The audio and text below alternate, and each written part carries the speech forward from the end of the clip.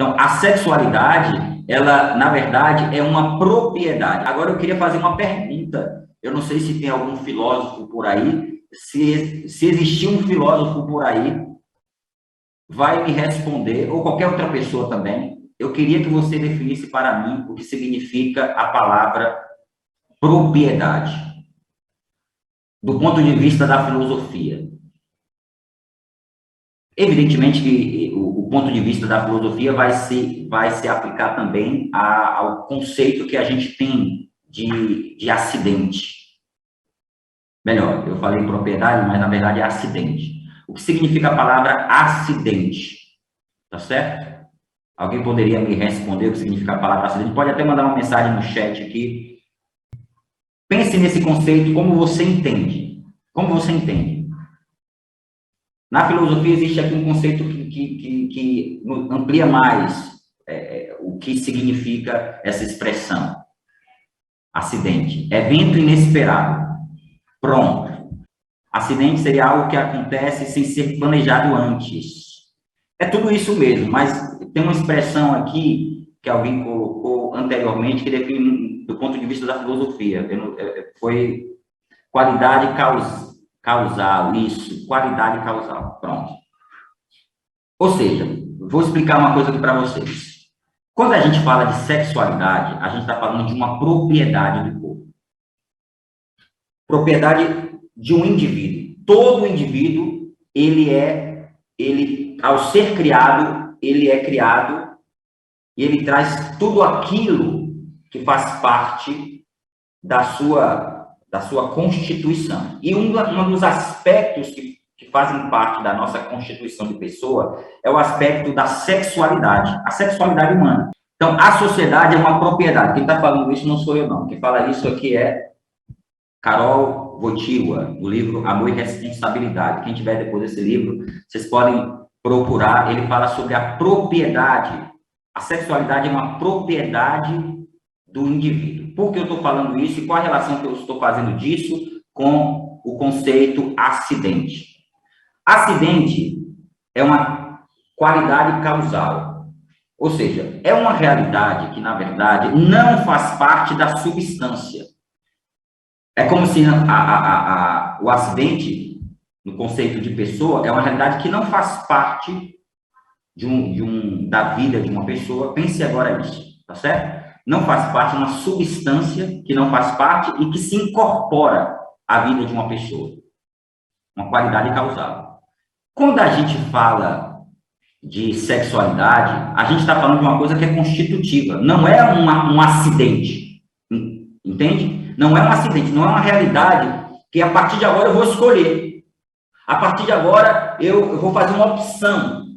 Eu vou agora escolher o modo que eu vou me expressar enquanto sexualidade. Não é uma realidade que eu incorporo. É uma realidade uma propriedade que eu já recebi da parte de Deus.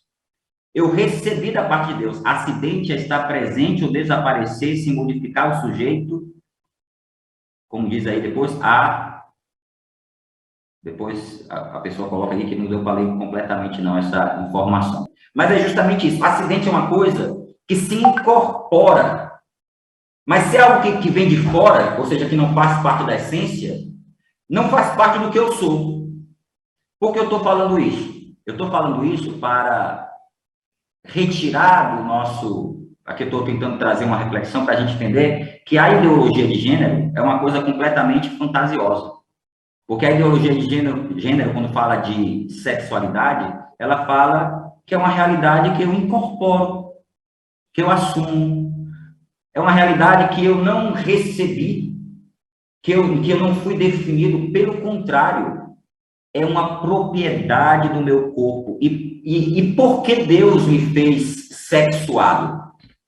Deus me fez sexuado para que, através do meu corpo, eu possa realizar um projeto divino. Deus, ele colocou dentro de você, colocou tudo aquilo que você é chamado a ser, já compõe aquilo que você é. O que a cultura pode nos ajudar é a gente ir compreendendo melhor quem nós somos. Mas a cultura, ela não é o elemento central, o elemento que vai, de certa forma, pautando o modo de compreensão que eu tenho sobre as coisas. Vocês estão conseguindo entender o que eu estou falando aqui sobre essa dimensão da sexualidade? Então, a sexualidade é essa propriedade. Você já parou para pensar que o seu corpo, ele só pode ser entendido quando você olha para um corpo que é diferente do seu?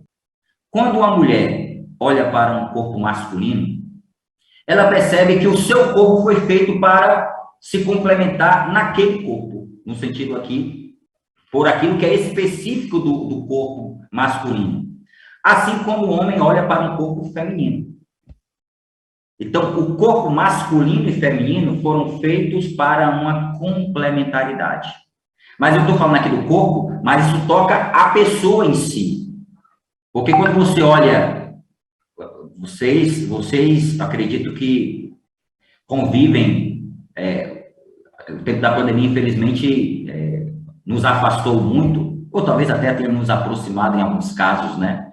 Mas a pandemia talvez tenha nos afastado presencialmente do contato, mas como é interessante, quando a gente para conversar, quando eu paro para conversar com uma irmã de comunidade, facilmente eu percebo que existe ali um modo de compreender as coisas que é distinto do meu modo de compreender e que é complementar. A mulher normalmente é mais subjetiva, estou usando o termo normalmente, porque de repente você, mulher, foi educada você teve uma aproximação maior com o seu pai, e você talvez não tinha irmãs, só tinha irmãos, então talvez a sua cabeça seja um pouquinho mais objetiva, por influência desses contatos que você teve a nível familiar, de proximidade. Mas, normalmente, a mulher, ela é mais subjetiva, e o homem é mais objetivo. Isso caracteriza uma sobreposição entre homem e mulher? Não. Isso significa, na verdade, que existem essas diferenças também para a complementaridade. Vocês já devem ter lido algum livro que fala que a mulher pensa com os dois lados do cérebro. Vocês já devem ter visto isso. E o homem utiliza somente uma parte do cérebro, né? O homem pensa. Então, é interessante isso, porque vocês percebem facilmente. Quem fala mais? O homem ou a mulher? Normalmente, quem fala mais?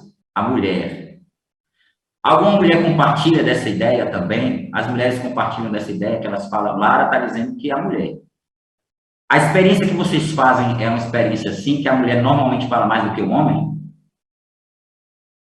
Percebam que talvez, quando chegar à noite, a sua mãe tem muito mais papo para conversar com o seu pai do que o seu pai com a sua mãe. Talvez o seu pai queira se encerrar no sofá e ficar, não dialogando, mas monologando com a TV, né? Ali, né? Recebendo, na verdade, porque ele também, ali não há um compartilhamento, há um momento onde ele tenta ali se isolar. Porque o homem, na verdade, ele tem menos palavras do que a mulher. Ele fala menos, porque ele pensa com uma só parte do cérebro, um lado do cérebro, melhor dizendo, né? E a mulher, ela utiliza os dois lados do cérebro. Claro que aqui quem é cientista vai poder explicar isso muito melhor do que eu estou falando agora, mas isso aí a ciência fala sobre esse aspecto, né? Então, essas diferenças que existem para a complementaridade. Portanto, tudo isso aqui envolve a sua sexualidade. Tudo isso aqui é um dom que Deus... Tem um livro que contém as diferenças biológicas entre o homem e a mulher, e é incrível. Isso é verdade, né? Existem, a gente poderia depois até... E isso é importante, inclusive, para a gente compreender, porque às vezes quantos casais se separam porque não sabem se relacionar, porque não conseguem identificar e valorizar o outro com aquilo que é próprio dele. Então, a teologia do corpo toca muito nesses aspectos da nossa sexualidade. Agora, eu queria dizer uma coisa para vocês. Vocês entenderam essa relação que eu fiz entre propriedade e acidente? Sexualidade ou propriedade do corpo e acidente? Entenderam, né? Então, a ideologia de gênero quer fazer com que a gente retire a sexualidade do âmbito do ser. Ou seja, a sexualidade faz parte do meu ser. Eu fui criado homem. Não são os discursos. Aliás, eu queria só entender se alguém aqui, quando era pequeno, recebeu aula, quando criança, sobre o que é ser homem e ser mulher no colégio. Porque vocês percebem que a ideologia de gênero quer incutir isso nas crianças, no colégio. Ninguém recebeu essa disciplina lá na infância. Porque, na verdade, não tinha necessidade nenhuma, a gente sabia muito bem quem a gente era. A gente sabe muito bem quem a gente é. Entende? A gente sabe muito bem quem a gente é. A gente não precisa de um conceito que venha de fora para tentar desconstruir uma visão que existe em nós. Então, agora eu quero falar sobre um outro aspecto importante, que é o aspecto que está descrito aqui nesse livro. Não sei se vocês conhecem, esse livro do Christopher West. Um livro muito bom, inclusive, que ele fala sobre Deus, sexo e anseio universal. O sexo é uma coisa maravilhosa. Acho que todos nós precisamos compreender isso. O sexo é algo belíssimo. Dentro do projeto de Deus, a sexualidade, quando vivida dentro do projeto de Deus, inclusive, já agora, talvez vocês namorem, como é importante que vocês sejam capazes de ter esse olhar sobre a sexualidade. Não ver a sexualidade como algo que é, do ponto de vista, quando a gente olha para a sexualidade, a gente às vezes a vê como algo que é desordenado. Não é isso. Porque Deus colocou em você o desejo sexual. Você já parou para pensar sobre isso? Acredito que todo mundo aqui tenha desejo sexual. Quem não tem é anjo. E, por favor, já diga logo para a gente, porque todo mundo aqui depois quer conversar com o anjo sobre isso, tá certo? Se você não tem desejo sexual, alguma coisa está errada. Tem alguma coisa errada em você. Desejo sexual todos nós temos. Faz parte. O desejo sexual faz parte. Vocês se recordam que eu falei que os nossos primeiros pais, eles não reduziam o outro o valor sexual. Eles viam o outro como pessoa. O valor da pessoa e o valor sexual. A gente não pode simplesmente ver a pessoa a partir da dimensão sexual. Então, o que é que acontece? Com o pecado, o que aconteceu? Com o pecado, a gente começou, os nossos primeiros pais começaram a ter uma relação inversa. O pecado original fez com que... A primeira coisa que aconteceu diante do pecado original foi que os nossos pais, eles fugiram da presença de Deus e da presença um do outro.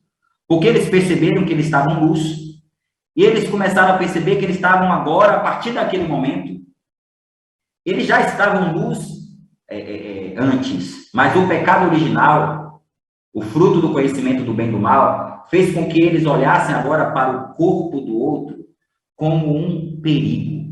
O corpo do outro representava agora um perigo. A sexualidade passou a ser um perigo. Por quê? Porque eles começaram a reduzir um ao outro a dimensão sexual. Começaram a reduzir um ao outro a dimensão sexual. E aqui entra um pouco das questões relacionadas a nós, de modo concreto. Porque hoje a gente, às vezes, tem uma visão distorcida da nossa sexualidade, e a gente, às vezes, a gente sente e a gente se pergunta, por que existe atração sexual? Por que Deus colocou isso dentro de mim? Por que eu me atraio por mulher?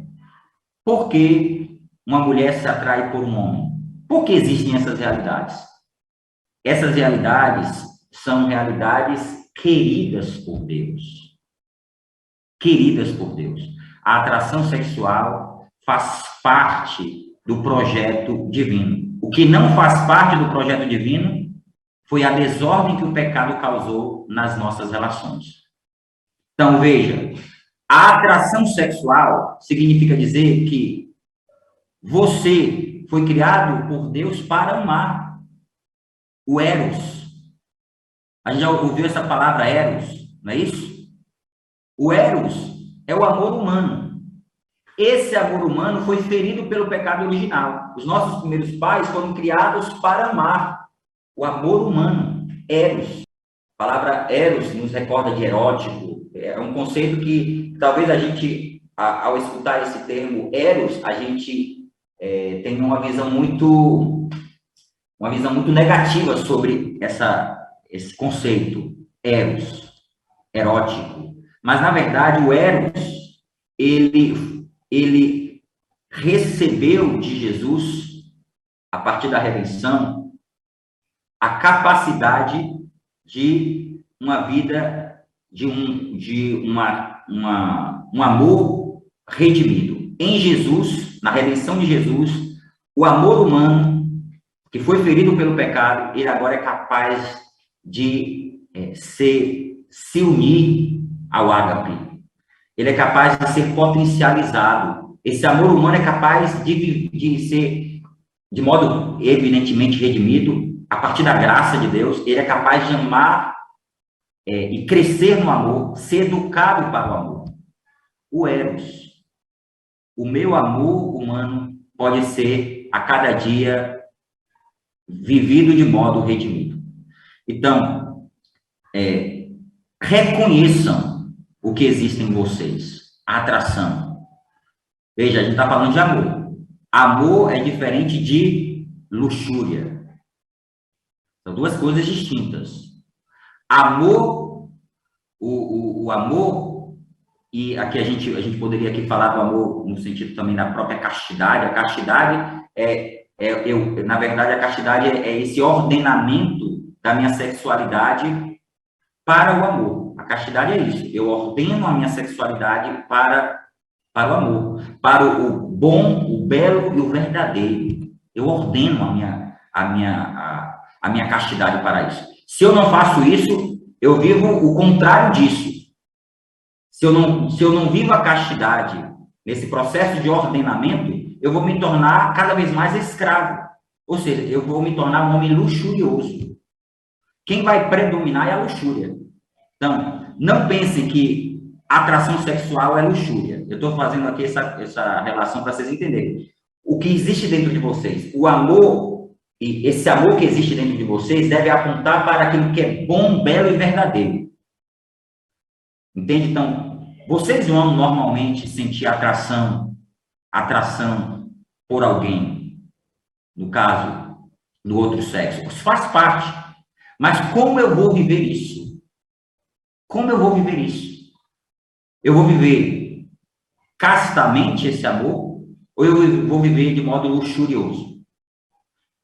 Ou seja, eu vou viver de modo desordenado.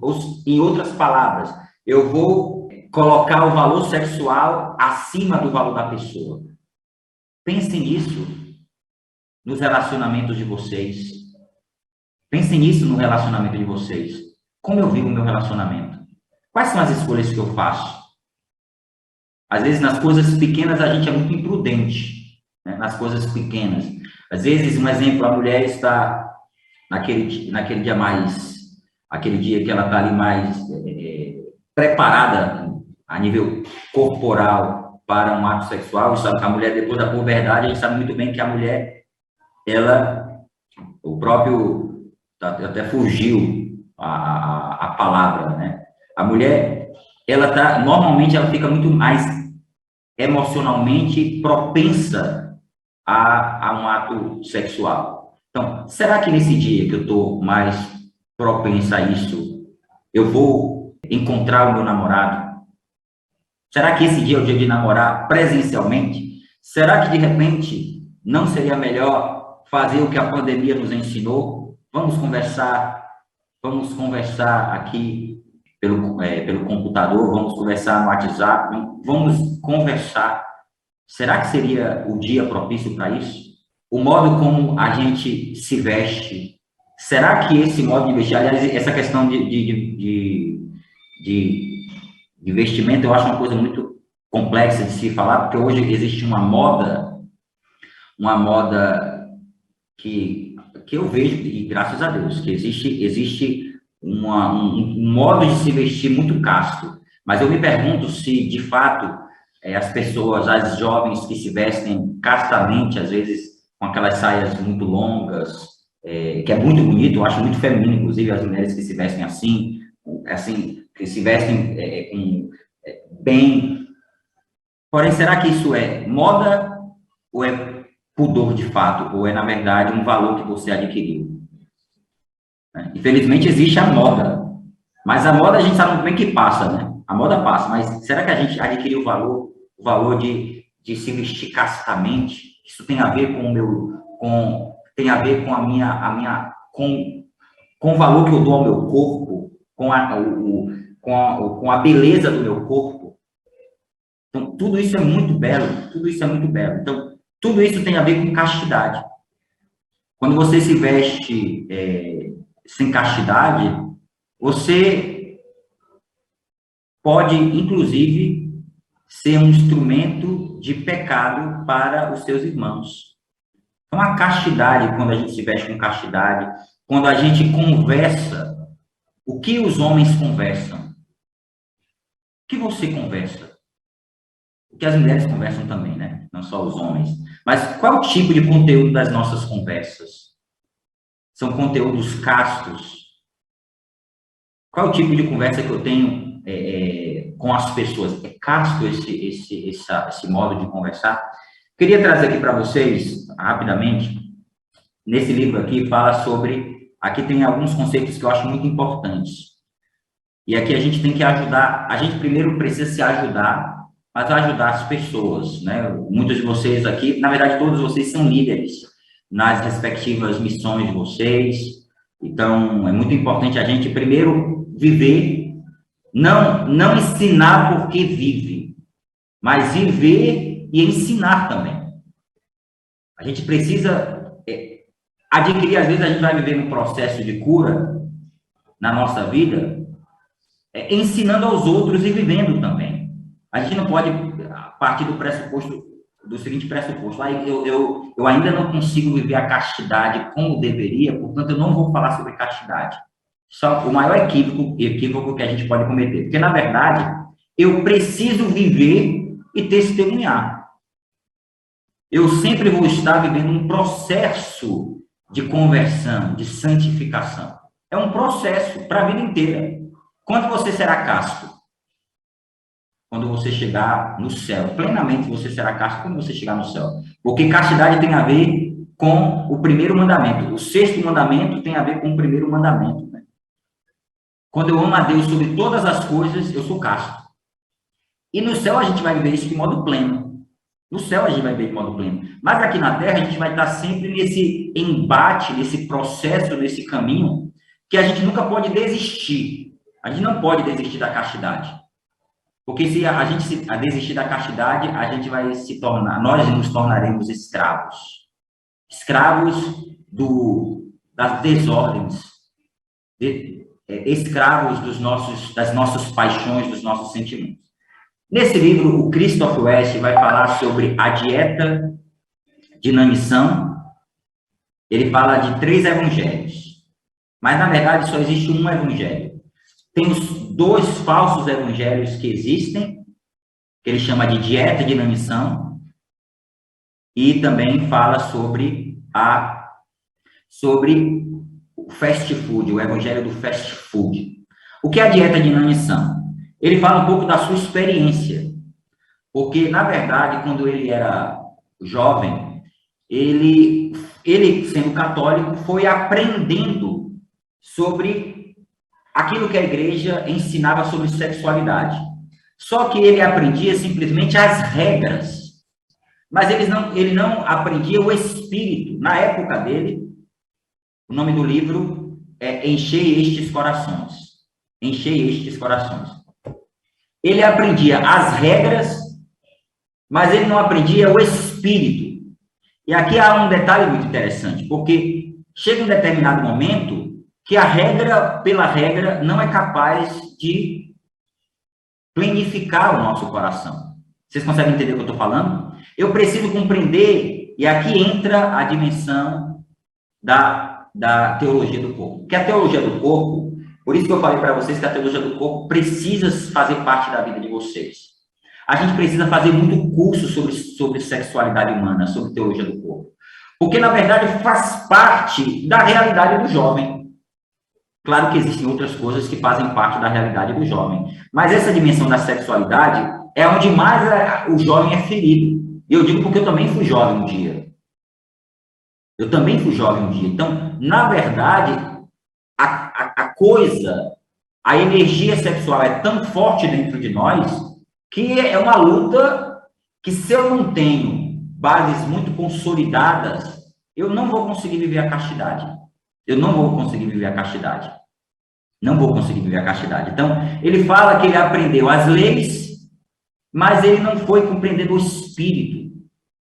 Porque Deus colocou, é o que eu estou falando aqui para vocês, porque Deus colocou a atração no seu coração, atração sexual. Eu devo ver isso como uma coisa má? Não, é belo. Porque essa atração é o Eros que quer se unir. Se Deus não colocasse essa atração dentro de você, como você iria desejar o outro? Vocês conseguem entender o que eu estou falando? Conseguem entender, sim ou não? Então, o Eros, o amor Eros, é, na verdade, essa potência de amor que me lança para o outro. Evidentemente que eu devo viver esse amor do modo adequado. Eu preciso viver um processo de educação da sexualidade, educação para a castidade. Mas eu preciso reconhecer como bem essa atração. Eu preciso reconhecer como bem. Não é um mal que está presente no meu coração. Como Deus vai criar o mal? Deus não cria o mal. Então, a atração sexual não é um mal, é um bem. É um bem. Vocês conseguem entender? Um bem, um grande bem. O desejo revela a nossa incompletude, o outro nos complementa. Então, agora, aqui existe um outro desejo. Esse amor humano, ele foi criado para, e essa mensagem que foi colocada agora me recordou uma coisa muito importante. Esse amor humano, ele foi criado para participar do amor divino. Então, no mais profundo do seu coração, existe um amor que não quer simplesmente só se unir a uma pessoa. Ele se une a uma pessoa, mas vocês vão perceber isso muito claramente quando aqueles que são chamados ao matrimônio, quando assumirem esse estado de vida, vão perceber o seguinte: essa pessoa que eu me uni é uma pessoa maravilhosa, mas ainda eu me sinto incompleto. E por que a gente se sente completo? A gente se sente completo porque o coração humano não foi feito para este amor simplesmente. Esse amor aponta a um amor muito maior. Esse amor humano aponta para o amor divino. Por isso que no céu a gente vai verdadeiramente experimentar o que é o verdadeiro amor. No céu, nosso coração vai ser permeado por um amor que vai nos complementar. A gente vai adentrar o amor de Deus. A gente vai participar do amor divino. A gente não, como humanos, nós não somos capazes ainda de fazer essa experiência na sua completude, a gente, como foi dito aí. A gente ainda aqui vive de modo